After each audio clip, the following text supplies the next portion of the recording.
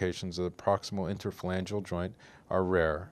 They're often caused by a rotary mechanism, and the condyle may be caught between the central slip and the lateral band, making them difficult to reduce. Splinting and extension for approximately 6 weeks is a standard treatment for these injuries once they are reduced. The inevitable consequence of proximal interphalangeal joint dislocations is collateral ligament fibrosis and stiffening of the joint.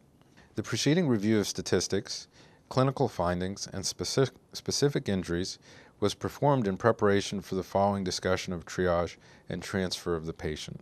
This decision must be made using the clinical scenario and diagnostic evaluation presented to the emergency room physician.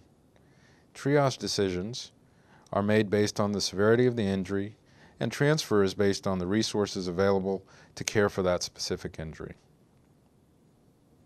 Hand injuries may be limb-threatening, but all decisions must be made keeping the whole patient clinical status in mind. We propose categorizing the injuries based on severity into 3 groups.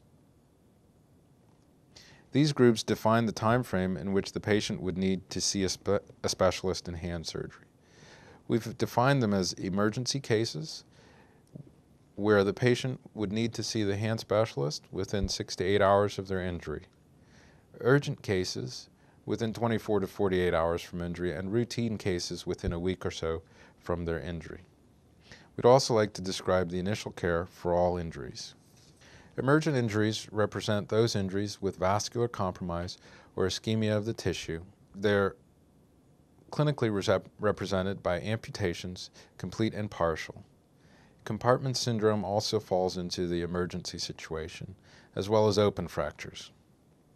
Urgent injuries should be evaluated and treated by hand specialists within 24 to 48 hours from the time of presentation. Infection is the classic example of this type of clinical problem. These patients require